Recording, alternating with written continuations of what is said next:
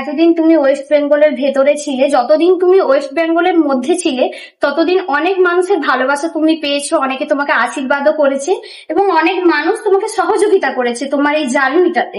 কিন্তু যখন তুমি ওয়েস্ট বেঙ্গল ছাড়িয়ে উড়িষ্যা বর্ডারে উড়িষ্যাতে ঢুকে গেলে, তখন তোমার ভিডিওগুলোতে দেখা যাচ্ছে যে তুমি অনেক সমস্যার মধ্যে দিয়ে যাচ্ছ।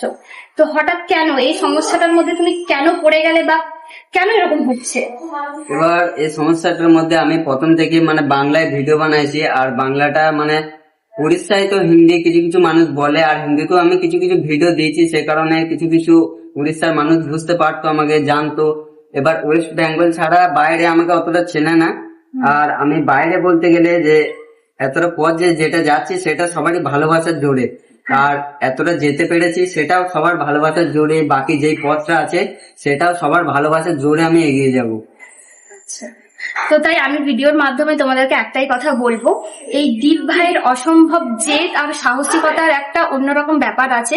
তো তোমরা পারলে ভাইকে একটু সাহায্য করো, হেল্প করো, ভাইয়ের পাশে থাকো, কারণ ভাই কিন্তু পুরোটা পথ একদম দণ্ডি কেটে যাচ্ছে, প্রায় 2095 কিলোমিটার পথ, সামান্য রাস্তা নয়।